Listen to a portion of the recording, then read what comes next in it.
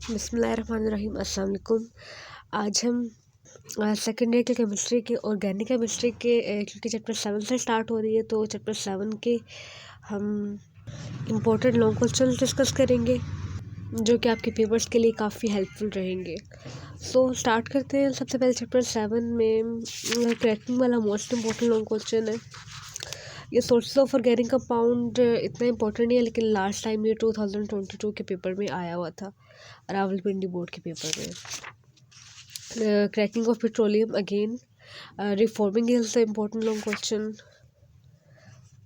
Cracking short के लिहाज से भी और लॉन्ग के लिहाज से भी, दोनों के लिए ये इम्पोर्टेंट है, ठीक है। और उसके बाद ये भी लॉन्ग क्वेश्चन है, ओपन चेन और एसाइक्लिक कंपाउंड, ये क्लासिफिकेशन ऑफ ऑर्गेनिक कंपाउंड, ठीक है। इसमें क्लासिफिकेशन में बहुत इजी सा क्वेश्चन है। इसमें आप दो तीन दफ़ा पढ़ेंगे तो आपको खुद याद हो जाएगा।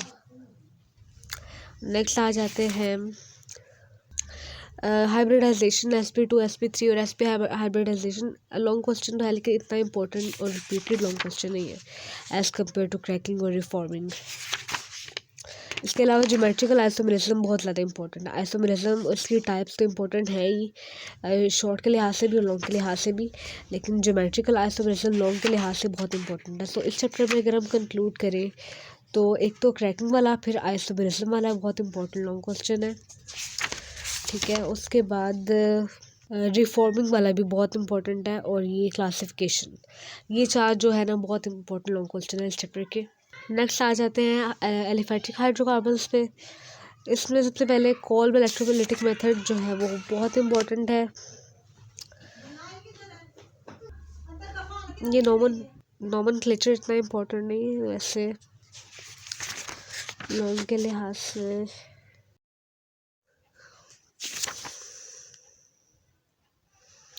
इसमें फर्स्ट को Kolb electrolytic method of alkane, उसके बाद हेलोजिनेशन ऑफ अल्केन लॉन्ग के लिए, फिर उसके बाद uses of methane most important. Then alkene वाले सेक्शन में देखें तो इसमें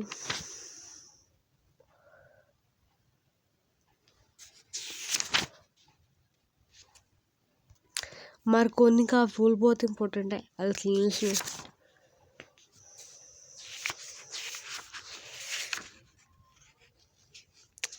देन ये एडिशन ऑफ हैलोजेंस वाला भी इम्पोर्टेंट है।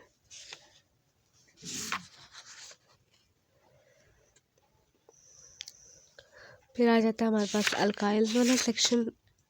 इसमें डिहाइड्रो हैलोजिनेशन ऑफ विसिनल डाइहलाइड्स, और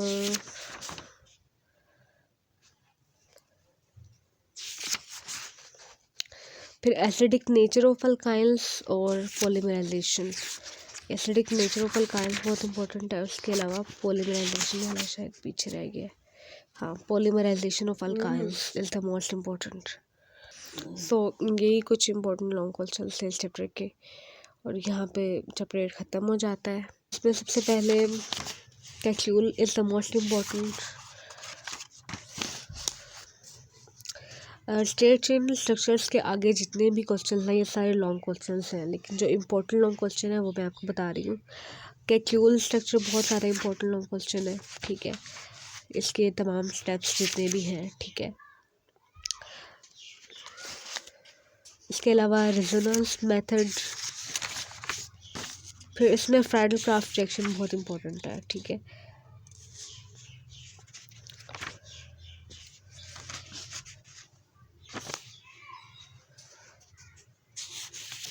इलेक्ट्रोफिलिक सब्स्टिट्यूशन रिएक्शंस भी बहुत सारे इंपॉर्टेंट हैं लॉन्ग के हवाले से। इनके मैकेनिज्म जितने भी हैं, नाइट्रेशन हो गया, जनरल रिएक्शन भी और मैकेनिज्म भी इसमें से आ सकते हैं, नाइट्रेशन, सल्फोनेशन, इस तरह से। और इसके बाद फ्राइडल क्राफ्ट, मोस्टली एक ही टाइप के ये रिएक्शंस हैं। फ्राइडल क्राफ्ट रिएक्शन बहुत ज़्यादा इम्पोर्टेंट है। इसमें इसके अल्काइलेशन और एसाइलेशन दोनों बहुत ज़्यादा इम्पोर्टेंट है, ठीक है। तो चैप्टर 9 में अगर कंक्लूड करें तो सबसे पहले एक एक्यूल वाला सब्स्टिट्यूशन रिएक्शन, और उसके बाद फ्राइडल क्राफ्ट रिएक्शन, एसाइलेशन भी और अल्काइलेशन भी, ये दोनों बहुत ज़्यादा इंपॉर्टेंट लॉन्ग क्वेश्चन है और इस चैप्टर में इतने कुछ खास इंपॉर्टेंट नहीं है। देन मूव करते हैं चैप्टर 10 पे। चैप्टर 10 में 3-4 लॉन्ग क्वेश्चन है इंपॉर्टेंट। सबसे पहले ग्रिग्नार्ड रिएजेंट आएगा। इस पर नोमेनक्लेचर इतना इंपॉर्टेंट नहीं है, ठीक है।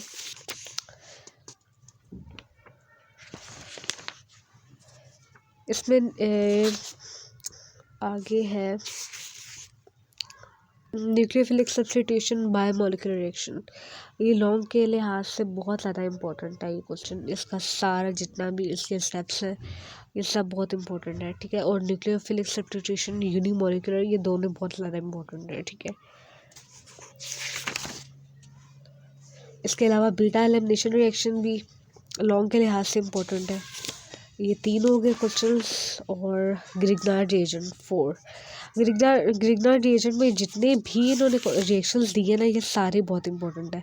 आपको वो दे सकते हैं पेपर में कि अमोनिया से रिएक्ट करवाएं, वाटर से रिएक्ट करवाएं, अल्कोहल से रिएक्ट करवाएं, यानी वो ख़ुद भी दे सकते हैं।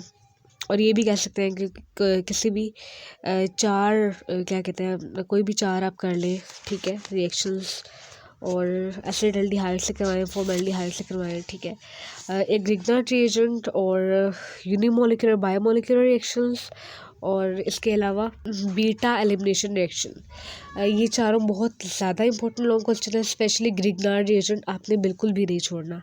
इसके सारे रिएक्शंस एक जैसे हैं, इनके बस समझने की बात है। वो अगर हो जाए तो ये बहुत ज़्यादा ग्रिग्नार्ड रिएजेंट बहुत ज़्यादा ईजी है।